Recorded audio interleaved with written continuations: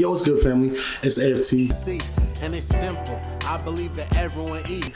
And as usual, I got a hell of people coming over to eat. You know what I'm saying? They hungry, I'm hungry, we all hungry. So I'm about to go link up with Jody, Fontaine, and Babyboy of AG Club. Man, we're gonna pick them up from their spot. We're gonna hit Costco, then we're gonna hit the kitchen. We're gonna make some chicken adobo and some Filipino-inspired food for the motherfucking family. You know what I'm saying? So we're gonna get down, we're gonna chop it up, and then everybody eats. Everybody eat if you hang around. Charge for the game, cause it's state of mind. Was now done my own, had some plans to guide me. So we cooked up a piece and we fed the whole team. So everybody eat. Season. Pump rock. Yeah. Hell, cheese. I need a real light. I'm talking about. I need a heater. Oh, yeah. Let's do that. What it is, bro? What's good, man?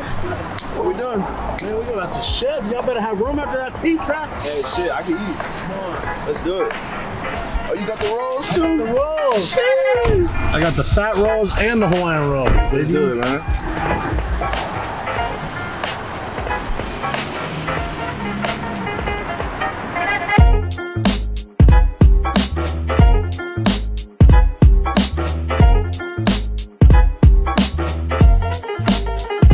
Never been to Costco at night.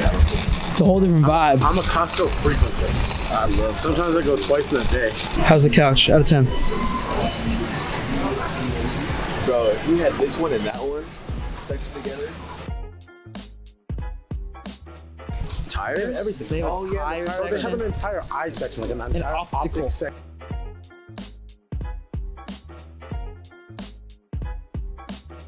Price comparison. Does that blow your mind? All grown up like in the Bay? Yeah, dude. Like being in Oregon with no tax on anything. That shit is crazy.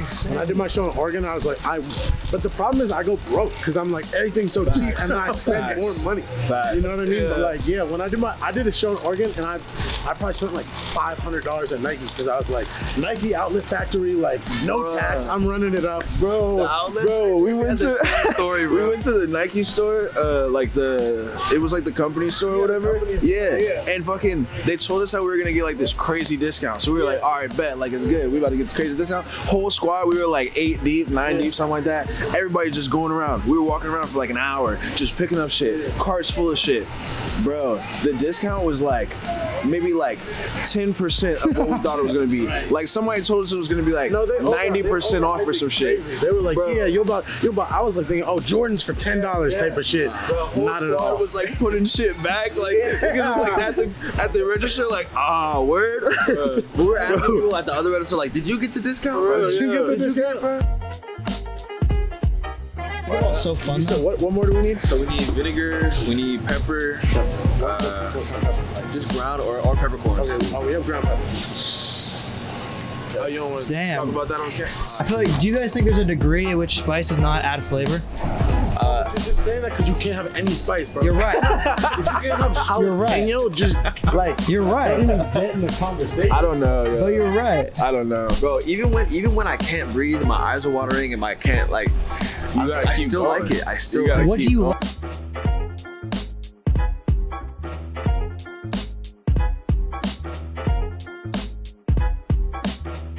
I'm dead ass serious, like for real, dead ass serious. I'm for real dead ass.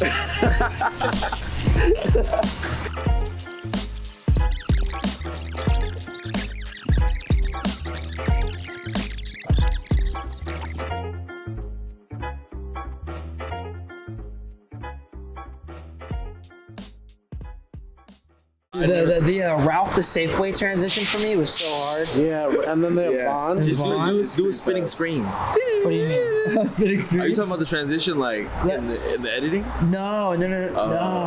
Just changing stores. No, I was just saying change the stores. I was just saying going from Safeway to Ralph's. My bad. Ooh, that would be funny though. It's like I'm gonna cue that right now. Oh yeah.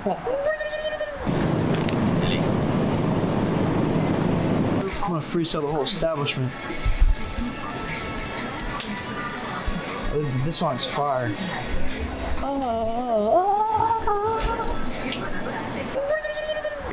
What the fuck? How much is that? $9.71.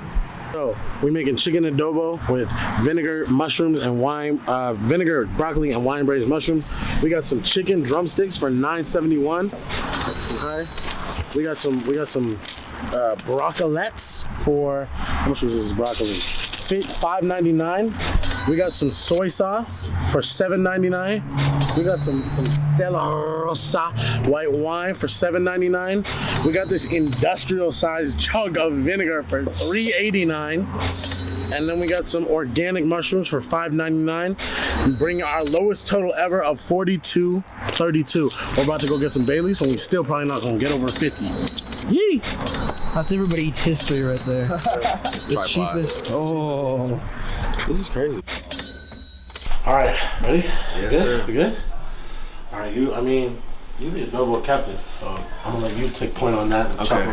Just tell him he gonna do what you tell him to do. Hell yeah. And if half of the roll's already gone, 100% because of him. Hey, we doubling up. Damn, oh my God, bro. You know what it is, man. This is what happens when dinner starts like 3 hours after you thought it would. Which is You make always do. how it starts. You go for what you know. Only childs have like a certain kind of vibe to them. Yeah. You don't have that vibe. Oh, thank you. He was in jail, but it was real cushy and shit, and they was cooking. You're like a real cinephile, huh, dude? Bro, I'm trying my best out here. Shout out Lance. Lance, like, yeah, like I've always been a fan of movies, like, and just that's kind of like our connection. Like, we love movies, we love TV, you know, like we love watching shit, like all of us, the whole gang, you know. But I feel like getting more into it and getting more into the history of it, you know, like anything, like if you focus on music, anything that you focus on aside of that will like help enrich the music, you know what I mean? Is that the boy Lance? What are you guys making over here? It's like I feel like I could never be like a Dirk, who like Lil Durk will go on stage with like 3 layers of clothing on, and it's like he can dress like that because he's not prepared to do much. Right, that's He is going yeah. to be within about 3 feet of motion, and you know, like the crowd performs for him pretty much, so he can wear a full fit. Like I can't wear. Because you're about to. Yeah, no. Yeah. Like if I wear a jacket on stage, it's only for like the first 15 seconds of the first song. Like after that, it's a wrap. Chicago with Denzel this last time, cause before the show we went into the venue. I forget what the venue was called, but there was like these balcony type things, like these. I called them like John Wilkes Booth ass like fucking balcony sections. You know, like they were like above the GA, and they were like on each side. And so before the show, during soundcheck, we were like, yo, like it'd be sick if we went, like if I went on one side, you went on the other side, and like we like, you know, like to get to those things was kind of like a mission. So we had like our DJ do like the beginning of the song, and it was like bo bo, and we cut off the stage, went all the way like down underground, had to climb up the stairs, fucking Jaw went to like this side balcony, and then I ran like through the crowd up top in the balcony all the way to the other side of the balcony, and then we were like on opposite sides of each balcony, and he was like standing literally on the rail, like fucking it, and like that fall is not like shallow. Like if you fall, you're probably gonna die, because it's like you're not gonna fall into the crowd. There was like a little gap between the crowd and like the wall, so it's like, bro, you're eating Did the shit. venue know that you were finna do it? No. Were they hot? No. Like because of how it turned out, they were like super hyped. We did a lot of shit. Like we've broken a lot of rules in shows, but it was always worth it. There's like a old thing that this dude, Noel Gallagher, you know, when Jay-Z went and he headlined, I think Glastonbury or something like that, there was like a lot of controversy. Yeah, I remember. Because he was a hip hop artist. Yeah. You know, and I don't remember, but like, you know, from going back and like looking at shit from those times or whatever, there's this interview where Noel Gallagher is talking about like hip hop performances. Yeah. And it's like semi-racist, but there's like He was Yeah. very racist. Yeah, but like at the same time, I did take something from it, because he was saying, like, he was talking about Kanye's performances, and he was like, they're really interesting for a hip hop act. Because what he was saying is, you can only really watch a hip hop act for about 30 minutes. Like, that's about as interesting as it gets. And then it's pretty dull from there. I feel like hip hop performances are criticized because there's no live instruments, so it's like, there's a lack of improvisation. You know, like a rock band can perform a song like 50 different ways because they wrote it, you know, and they play it on the instruments. But do you need something behind me? No, I need the Baileys from the car though. That was incredibly interesting. No, so like, he had this criticism of hip-hop performances, and he said, you know, that they get dull after 30 minutes because the lack of improvisation. There's not much that you can add to it, you know, and it's like the criticism overall has always been, you know, like, you're just rapping pretty much to the track, over a beat, you know, like, there's nothing special. It's like listening to the track at home, but you just see dudes like jumping around, and you know, as fucking, you know, as racially motivated as that is, you know what I mean? Like, when you separate the messenger from the message, I took that and I wanted us to do something that would make it not a regular hip hop performance, you know what I mean? Make it something special and make it something that's full of surprises, you know what I mean? Like, something that is beyond what's on the record, you know? And the only way in my mind to do that without having live instruments and such like that was to make it like a play, you know, and that's why we had background singers, you know, because that was, like, I remember being in high school and going and seeing a musical. I saw Taming of the Shrew. It's a Shakespeare musical. One of the main things that stuck with me was the singers. There were 3 singers, and they sang a fucking song by Sinatra, sang it, Someone to Watch Over Me.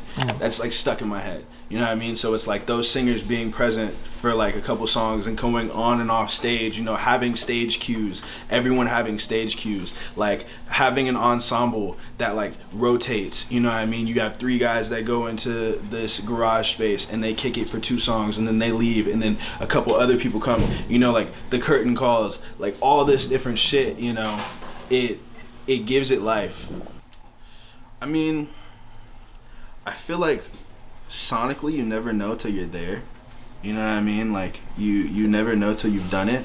But I think, you know, to your point, like, that's something that is like an internal struggle for us all the time. You know, it's like how to curb the passion a little bit, you know, to continue to work in an efficient way. But I think one thing that we're learning is that you should never do that. Like, I think one thing we're learning, like we were just talking about this in the car, is every time that we've done some shit that we're really proud of, it came from a place of desperation. You know, like when we first moved to LA, every single thing that we did to set up, you know, and to be able to move to LA came from a place of desperation, came from a place of, oh, we need this, like it's life or death. You know what I mean? And so like there was so much, like in our first project that we put out, Halfway Off the Porch, there's so like that shit I still listen to and cry, and it's like I can't really even listen to it because it's like I know where I was, like I had nothing, you know what I mean? It's like you couldn't see the light at the end of the tunnel, you're just in it, and it's like we, you know, if this shit don't work, we gotta make something else, and if that shit don't work, like, but we have to, something has to work. There's no like, it not working is not an option.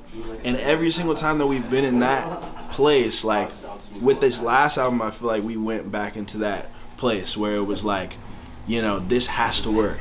Like we have to do this, and the only way that you can really do that successfully, I think, is just being honest, like just being real, you know what I mean? Like I feel like that's one thing that also is another fucking product of, you know, the accessibility to, you know, music and the arts, is people are, you know, curbing their passion and trying to act like they don't care that much, because it's like kind of weird to care a lot, you know what I mean? It's like weird to be passionate. It's not the coolest thing for people, but it's like if you look at anyone's heroes, you know, like for me, like Kanye, Pharrell, Andre 3000, like Lauryn Hill, like Stevie Wonder, you know, like all of these people that I look up to, it's like there's one thing that they have in common, and it's that they care.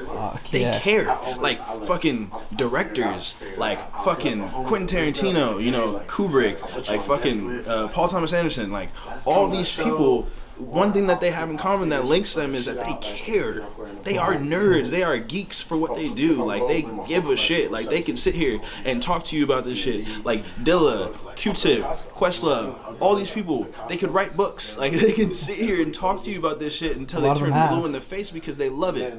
So it's like, they're not doing shit for people who are casual, you know, casual viewers and casual consumers of this shit. Like, they're doing it for people who live and breathe this shit. You know what I mean? So it's like, that's the only way to do shit. Like, you get a lukewarm version of whatever you're trying to make when you try to pretend like you don't care as much as you really do. There's no point, you know? Like, once you get juiced on yourself, the universe knocks you on your ass to show you your mortality. You know what I mean? Do you feel like there's points where you're about to reach a new peak and the universe has to gut check you? Fuck yeah. I feel it's happened to us so many times. Yeah, I bet, dude. It's happened to us so many times. It's happened to us so many times where we're at this peak of this mountain and we're like, yo, we're the shit, we're untouchable, and we own the world, and then we get kicked right off that motherfucker, face first into the ground. You have goals that you set when you're at a certain point in life, when your worldview is very small. Yeah. So it's like the shitting on people thing, you know, that was a goal that I had set at a time where I felt very small and my worldview was very small. But it's like you realize that you get to that point really quick. You know, I got to a point where I was able to say my fuck yous like 2 years ago. Yeah. You know, and then it's like after you're able to do that, you're like, well, fuck, I have no more drive. You know, I have no more motivation now because my main motivation, the main thing that was pushing me to do anything was this, and I've already accomplished it.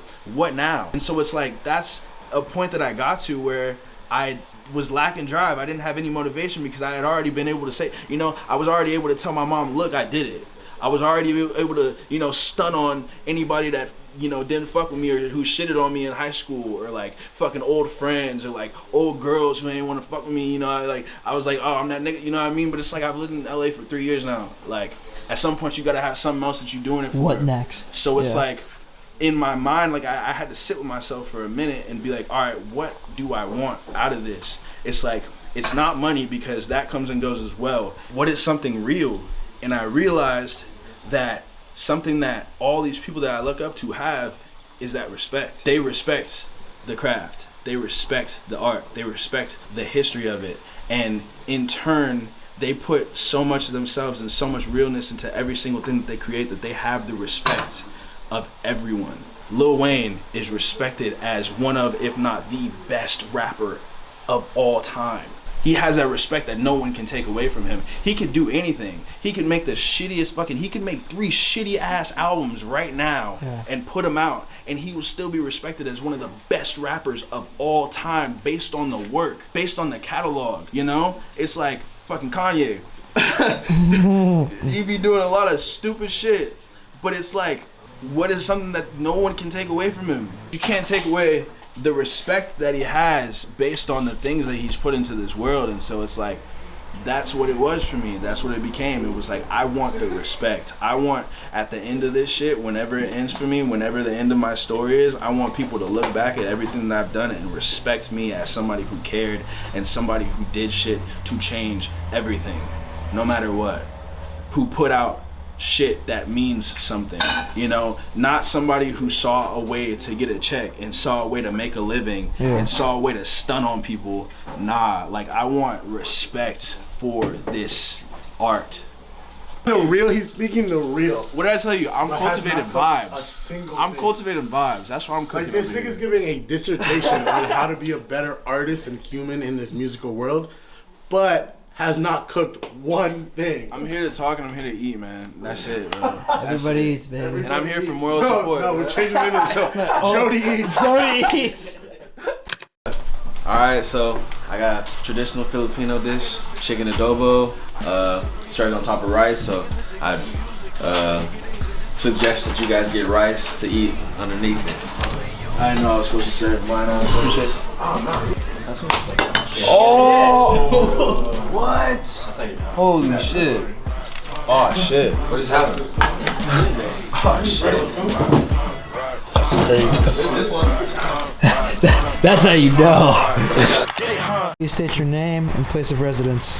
My name is Joey. My name's Rafa. Lance. Andre. My name's Sebastian. Vincent. Dante Pellegrino. My name is Gabriella Goddard and I live in North Hollywood. Gabriella, what did you think of AG Club Babyboy and AG Club Jody Fontaine's chicken adobo? I think it was the best thing that I've ever had and I'd have more, and I only wish them blessings and love because my mouth is, wait, that sounds kind of sexual. My mouth really enjoyed that. That shit just tasted good. The only weak thing I'll say is the rice was slightly burnt. I think I've had Jaws adobo a couple times now, so that was the best time that he's made it. What do you think made it the best time? The texture of the meat compared to the seasoning was everything aligned nicely this time. It was great. I know Ja wasn't too proud of the last one that he did, but this one I think he can be proud of. And shit was busting, actually busting. 10 out of 10. I got nothing else to say, man. Over, out the park, bro. Drop the bone. You pick the bone up off the stick, meat falls. I ain't ever seen that a day in my life, man. That shit crazy. Give it a 9.8. 8.75. I'd give it a 10 out of 10. 10 out of 10. 10. Give it a 10. The meat was dripping off the bone. I hope you're like cutting to that. Like the meat was dropping off the fucking bone. You could smell the aroma. The whole house smelled like it, and it was hot. It was hot with that adobo aroma, right? And they serve it to me, and you got this tomato fucking rice. The tomato rice, dude, it was like a perfect like flavor enhancer, right? It had like the hints of tomato. It was like had like a little bit of salt, a little bit of hoisin sauce. I could taste what was going on. Broccoli, mushrooms, with some lemon pepper on it, with some vinegar on it to accentuate that tangy taste of chicken adobo. Don't at me, bro. I think that Babyboy makes the best adobo in LA, for sure. Rating out of 10. For fucking sure. 10. The only thing, and this is being nitpicky, so it's still a Life could be a dream. Life could be a dream. Shaboom. Life could be a dream. If I could take you up in paradise up above. If you would tell me I'm the only one that you love. Life could be a dream. Sweetheart, hello, hello again. Shaboom, and open we'll meet again. Boom, ding dong, ding dong, a lang, a lang, a lang.